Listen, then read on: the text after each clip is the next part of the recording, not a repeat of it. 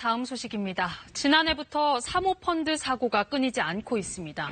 급기야 금융당국은 사모펀드 전수조사를 발표했는데요. 피해 규모가 눈덩이처럼 불어나고 있지만 서로 책임만 미루고 있는 사모펀드 사고. 왜 이런 상황이 이어지게 된 건지 김도영 기자가 심층 취재했습니다. 저희 아버지가 사고로 돌아가시면서 이 돈을 목숨값으로 남기셨는데 저는 아무 지식도 없으니까 그냥 하나은행에 맡긴 건데. 이름만 들어도 알 수 있는 은행과 증권사, 그리고 낯선 펀드 이름. 지난해부터 이어지고 있는 사모펀드 피해 사건의 공통점입니다. 국가 부도가 날 정도가 아니면은 원금 손실은 절대 발생할 수 없다, 이런 식으로. 기존의 부실 펀드를 돌려막기 위해 공모된 정황도 있었습니다. 100% 보험 들어있다. 그다음에 로디움사가 좋은 회사다. 이딴 사고에 금융당국은 이런 입장을 내놨습니다. 이번에 실태 점검을 했습니다마는 대부분의 운용사나 대부분의 펀드가 큰 문제가 없다라는 것이 저희들이 말씀드리는. 하지만 이런 장담이 무색하게 다시 옵티머스 사태가 터졌습니다. 옵티머스사의 사모펀드는 4천억 원 이상의 투자금이 차례로 환매 중단될 것으로 보입니다. 안전한 공공기관에 투자한다고 해놓고 실제로는 대부업체 등에 투자했는데도 아무도 걸러내지 못했습니다. 해외뿐만 아니고 국내 부실자산운용사 등 연쇄 폭탄이 터질 것으로 보이고 있습니다.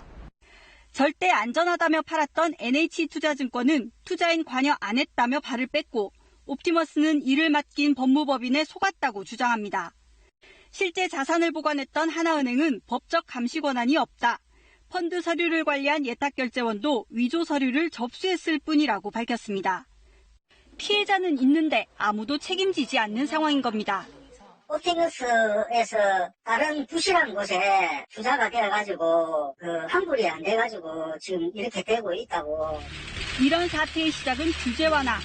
2015년 정부는 사모펀드 관련 규제를 대거 풀어줍니다. 설립은 등록제로 바뀌었고 최소 자본금은 10억 원까지 내려갔습니다. 낮아진 진입장벽에 사모펀드 시장은 2배 이상, 업체 수는 10배 넘게 급증했습니다.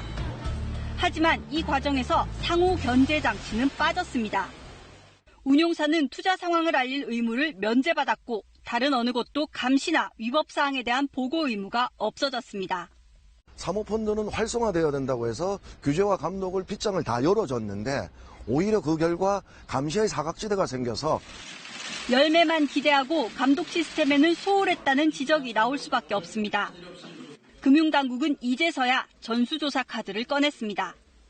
하루 이틀 걸릴 일이 아니거든요. 그 사이에 이제 도망갈 놈은 도망갈 거거든요. 위법 행위에 대해서는 강한 처벌이 뒤따른다는 걸 분명히 해야 한다는 지적이 나오는 이유입니다. 징벌적 과징금, 그다음에 형사적 책임을 강화하는 부분은 필요한 부분이라고 볼 수가 있습니다. 금융회사 스스로 이런 사고에 대한 경각심을 가지도록. 규모나 수익률보다 자본시장에서 중요한 건 바로 신뢰도입니다. KBS 뉴스 김도영입니다.